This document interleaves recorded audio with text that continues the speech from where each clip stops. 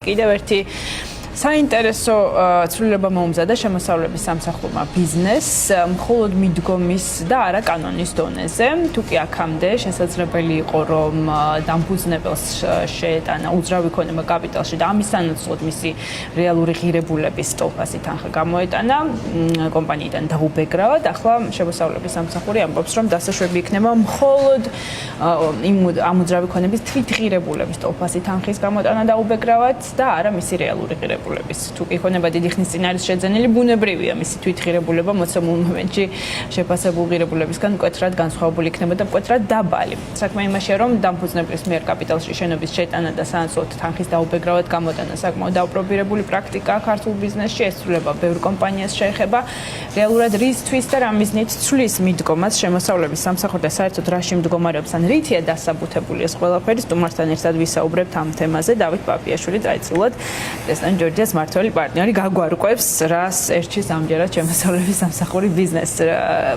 მე წავიკითხე ეს დადგენილება, თუმცა რა თქმა უნდა ტერმინოლოგიურად თქვენ კეთილად გესმით, რითი ასაბუთებს შემოსავლების სამსახური ამ გადაწყვეტილებას, რომელიც უბრალოდ მიდგომის ცვლილებაა და არა კანონის. მოგესალმებით, მადლობა მოწვევისთვის და მივესალმებით თქვენ მაყურებელს.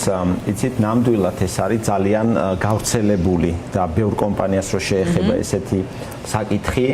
ვინაიდან ხშირად ხდება ბიზნესში, რომ შეპესეს დამფუძნებელი ფიზიკური პირი დაუშვათ 50%-ზე მეტი წილის სანაცვლოდ ახდენს თავისი დაფუძნებული შეპესეს კაპიტალში შენობის შეტანას, ხო?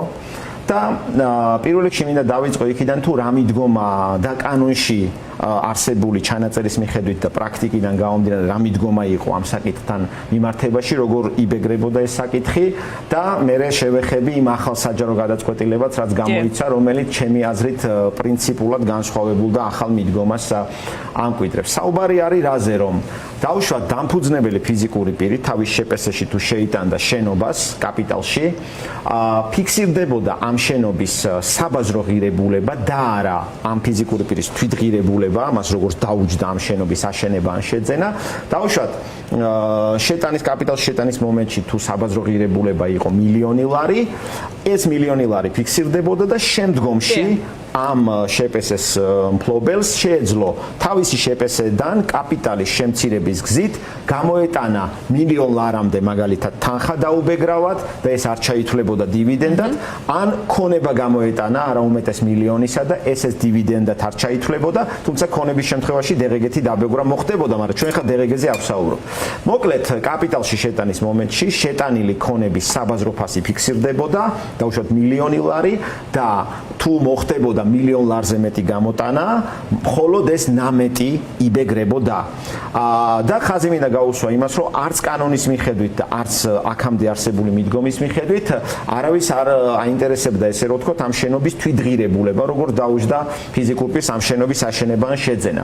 ჩვენ რამოდენიმე დღის წინ ვიხილეთ ფინანსთა მინისტრის ახალი საჯარო გადაწყვეტილება. მოგეხსენებათ, ეს არის გადაწყვეტილება, რასაც ფაქტიურად კანონის სტოლფასი ძალა გააჩნია, სადაც აი ყველასთვის მოულოდნელად ჩვენ ნახეთ ახალი მიდგომა, ახლა დამკვიდრებული მიდგომა, რაც ჩემი აზრით არც კანონში არ არის ესეთი კანონიდან არ გამომდინარეობს და არც პრაქტიკაში აქამდე ეს მიდგომა არ ყოფილა, რომ ახალი მიდგომის მიხედვით როდესაც ფიზიკური პირი შეიტანს $1,000,000 საბაზრო ღირებულების შენობას, ფინანსთა სამინისტროს და შემოსავლების სამსახურის აზრით არათუ $1,000,000-მდე შეეძლება მას გამოტანილი თანხის დაუბეგრავად გამოტანა და დაბეგრის ნაწილში უნდა ვთქვათ, რომ ეს არის 15 და 5%. თუ ეს დივიდენდად ჩაითვალა, 15 და 5% იბეგრება.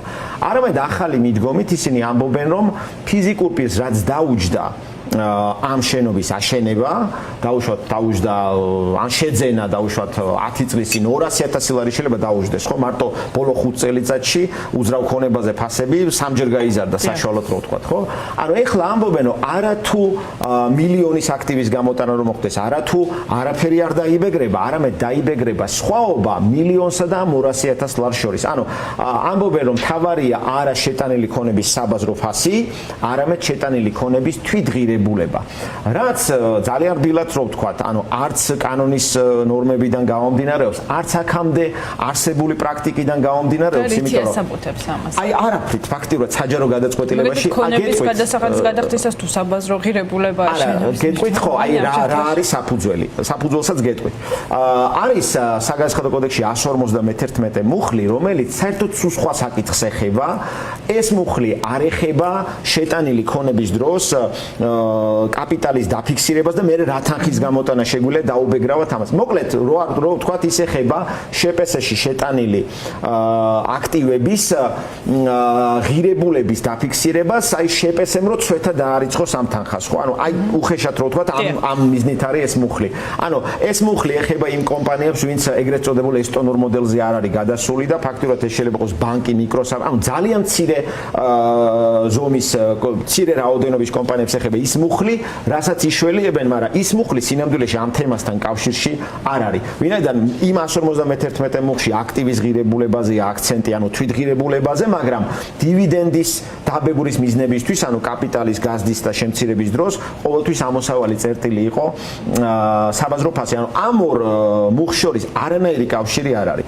ეხლა ამბობენო, ესე იგი, ფიზიკურმა პირმა კაპიტალში რო შეიტანოს დაუშვათ მილიონის საბაზრო ღირებულების შენობა, რომლის თვითღირებულება იქნება დაუშვათ 200.000 და მე შემდგომში მილიონი გაიტანოს ფულადი სახით, ან უზრავი ქონების სახით, დაიბეგრება 800.000, მაგრამ ამას რო თავი დავანებოთ, ქონების კაპიტალიდან გამოტანა დაიბეგრება როგორც დივიდენდი 15 და 5%-ით. დიახ, როგორც დივიდენდი. საბოლოო ჯამში გამოდის, რომ ეს გაუნაწილებელი მოგება არის ბეგრებას პრინციპით იცვლება რაღაც. იცვლება, რა თქმა უნდა, ფუნდამენტურად მოდელის უზიდესი რეფორმა გავატარა. ფაქტობრივად ესტონურ მოდელს ეხება ეს არსებითად და ყველაზე მთავარი რომ ქონების გატანის მომენტში დაუშვათ მილიონი რო იყო შეტანის მომენტში გავიტანეთ 5 წლის შემდეგ და 1.5 მილიონი გახდა. ამ შემთხვევაში არა თუ 800.000 დაიბეგრება იმ 1 მილიონს და 200.000 შორის ხობა, არამედ გატანის მომენტში თუ კიდე გაძვირდება ამ ქონების და 1.5 მილიონი გახდება, ესე იგი 1.5 მილიონს უნდა გამოვაკლოთ 200 და უკვე 1.300.000 უნდა დაიბეგროს. და აქვე მინდა ხაზი გაუსვა იმას, რომ ამბობენ, რომ ეს იმ შემთხვევაშიც მოხდება, თუ ერთი და იგივე ქონება შეიტანა კაპიტალში დაუშვათ შენობა და ზუსტად ის შენობა გაიტანა და უბრალოდ ფასი გაიზარდა ამ ქონების და ამ ქონების გაზრდილ საბაზრო ფასს დაუშვათ 1.5 მილიონს აკლებენ თვითღირებულებას. ეს გარდა იმისა, რომ არც კანონიდან გამომდინარეობს, არც მიდგომებიდან, ხო? აი უბრალოდ რომ ეს რომ მართლა გვეწეროს კანონში ესეთი რაღაცა, თუმცა ვამბობ, რომ ეს ნამდვილად არც მიდგომებიდან გამომდინარეობს, აქამდე არსებული, არც კანონიდან.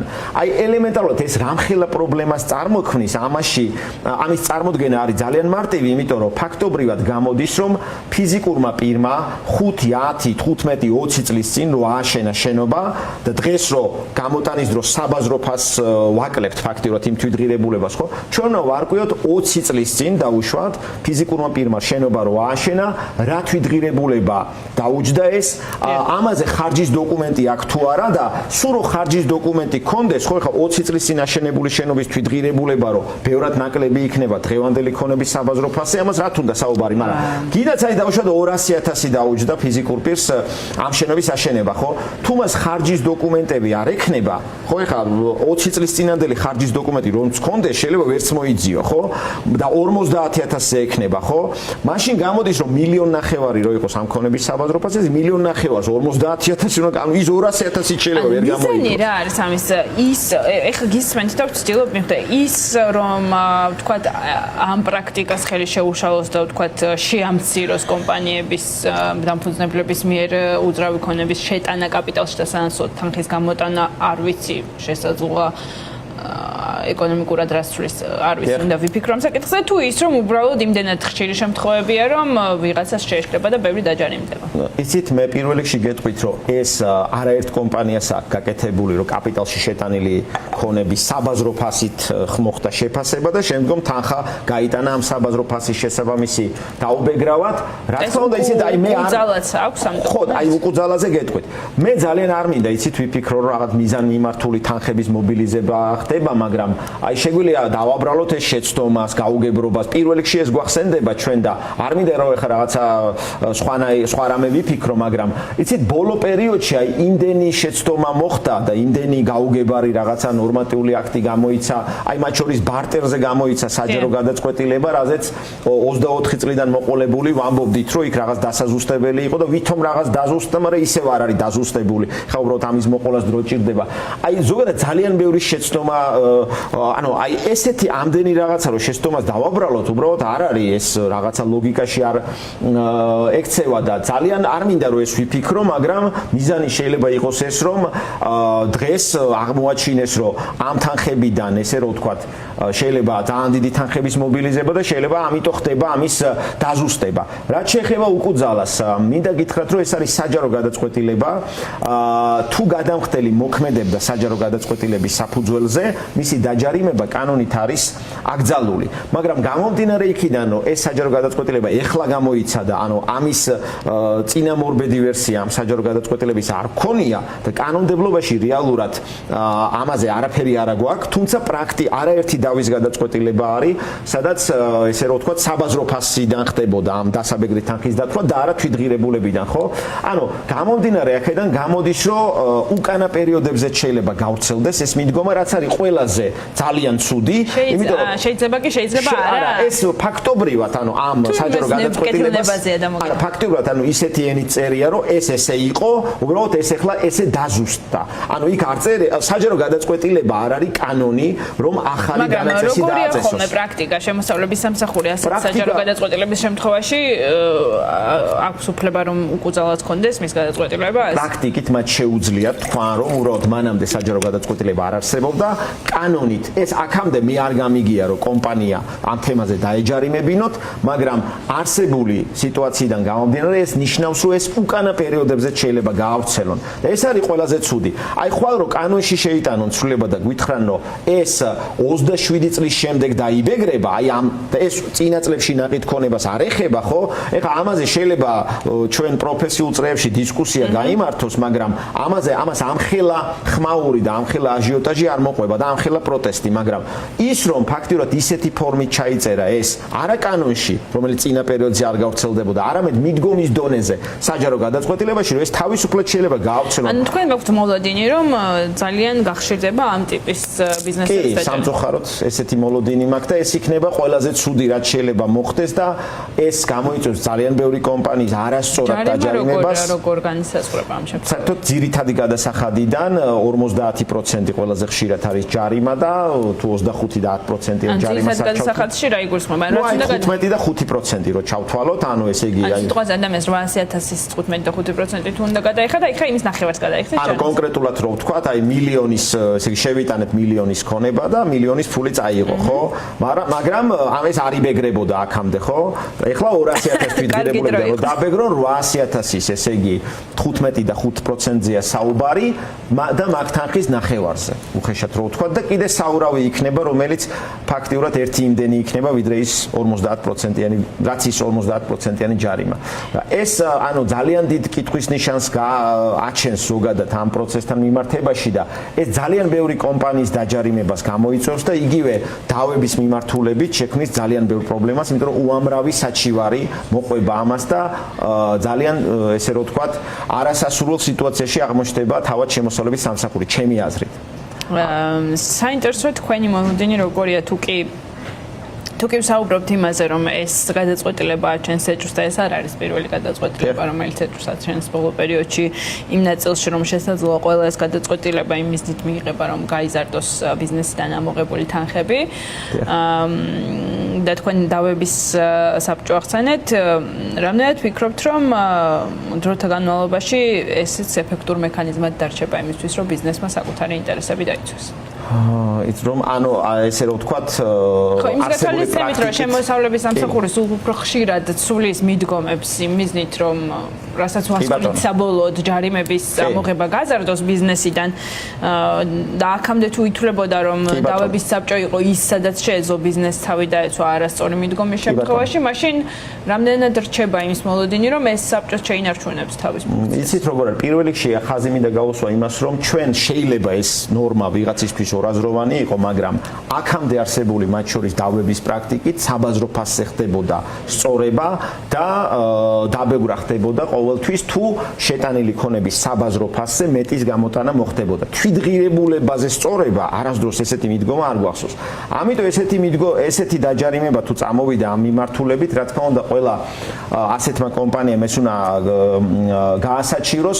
მე ჯერ კიდევ იმედი მაქვს, იმიტომ რომ იგივე მათ შორის შემოსავლების სამსახურის და ფინანსთა სამინისტროს რწმენაც არ დამიკარგავს და არაერთი შემთხვევა მახსენდება, როცა თქვენი სტუდიიდან რომ გავსურვა და ხარვეზე გვისაუბრია, გამოსწორებულა ბევრი პრობლემა. თუმცა ცოტა ადრეულ პერიოდში. კი ბატონო, ხო, მაგრამ ხო იმედი მაქვს, რომ ეს გამოსწორდება და თუ ესეთ დაჯარიმება მოხდება, იმედია რომ დაჯარიმებამდე არ მივა საერთოდ საქმე, მაგრამ თუ მოხდება, იმედია რომ დავები ამას გაითვალისწინებს, იმიტომ რომ არსებული პრაქტიკით ესეთი მიდგომა, რომ გატანილი ქონების საბაზრო ფასს ფიზიკური პირის მიერ კაპიტალში შეტანის თვითღირებულება უნდა გამოვაკლო და ის რა არის კიდე 20 წლის წინანდელი თანხა არავინ არ იცის, ხო? ესეთი მიდგომა არასდროს არ ყოფილა შემოსავლების სამსახურში. ამ გაურკვევლობის ფონზე ბიზნესს რისი გაკეთება შეუძლია თქვა ისეთ ბიზნესს, რომელსაც ანალოგიური მეთოდი აქვს გამოყენება. მიცით რა, პირველ რიგში ჩვენ უნდა მივასწინოთ ხმა შემოსავლების სამსახურს და ფინანსთა სამინისტროს და პრინციპში თქვენი გადაცემა ამას ემსახურება და ძალიან დიდი მადლობა თქვენ ამისთვის და უნდა დაველოდოთ მათ ესე რომ ვთქვათ რეაქციას, რომ ის ესე რომ ვთქვათ რაც შივილები არსებობს ბიზნესის მხრიდან, ანუ იმედი მაქვს რომ ამას გაითვალისწინებენ და იმედი მაქვს რომ ამ ფორმით აი მათ შორის იმის გააზრება მოხდება, რომ დღეს დაბევრა რა თანხით მოხდება დივიდენდის ნაწილში, ეს არ უნდა იყოს დამოკიდებული 15 და 20 წლის წინ აშენებული შენობის თვითღირებულებაზე და მაშინდელ ხარჯის დოკუმენტებზე. ეს არის წარმოუდგენელი უბრალოდ ეს რომ რაც აქ წერია ეს რომ აღვასრულოთ, ხო? ეს გამოიწვევს ძალიან დიდ პრობლემას და აღსრულება ჩემი აზრით ამ გადაწყვეტილების უნდა შეჩერდეს გამომდინარე იქიდან რომ კანონ ეს ეწინააღმდეგება პირდაპირ კანონს და იმ მიდგომებს რაც აქამდე იყო. ეს უკვე ძალაშია, ხო? ეს უკვე ძალაშია და თუ ეს გადაწყვეტილება არ შეიცვალა, ფაქტიურად შეიძლება ხვალიდან ეს მიდგომა იქნეს გამოყენებული. თუმცა ერთი მინდა ვთქვა, იყო რაღაც ხარვეზები, მე სხვა ეთერითაც ვისაუბრე ბარტერთან მიმართებაში გამოიცა საჯარო გადაწყვეტილება და იქ სხვა შორის მადლობა ამისთვის რომ დამიკავშირდნენ და რაღაც კომუნიკაცია მქონდა, მათაც დამიდასტურეს რომ გარკვეული ხარვეზები იყო და მითხრეს რომ რაღაც გადახედვა მოხდებოდა ამის.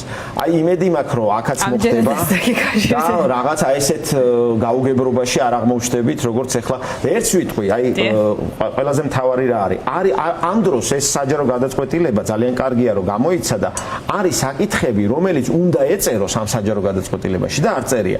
აი მაგალითად კაპიტალის გაზრდა და შემცირების დროს თუ ვინმე საინტერესებს რომ რა არის ნომერ პირველი კითხვა, არის აი ეს კითხვა რომელიც არ წერია კანონში და ეს რო დაზუსტეს ამ გადაწყვეტილებით ამას მივესალმებით.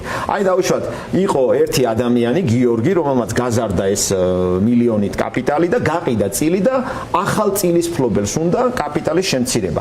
არსად ამაზე არაფერი არ არის რომ შეუულია თუ არა ის მილიონი. მოკლედ, რაც გინდათ ის არ ზუსტდება და ეწეროს, ანუ ეს არ ზუსტდება და არ წერია და რაც არ უნდა ეწეროს ის წერია. აი ყველა სამწუხარო ეს არის. ნამდვილად. ნახოთ, იმედი მაქვს გამოგეხმაურებათ შემოსავლების სამსახურს. ჩვენის მხრივ შევეცდებით რომ დავუკავშირდეთ, არ მაქვს იმედი რომ მაინც და მაინც სწრაფად გვიპასუხებენ, მაგრამ მადლობა რომ გაგვიზიარეთ ამ ახალი გადაწყვეტილების შესახებ. იმედია გახდება ცხადი, როგორ შეიცვლება მიდგომა ამ ნაწილში. დავით პაპიაშვილი, კრესტონ ჯორჯიას მართველი პარტნიორი გახდათ ჩვენი სტუმარი, საუბრობდით შემოსავლების სამსახურის მიერ მორიგ ჯერზე შესულ მიდგომაზე, ამ შემთხვევაში კაპიტალში უძრავი ქონების შეტანის სანაცვლოდ თანხის დაუბეკრავად გამოტანაზე.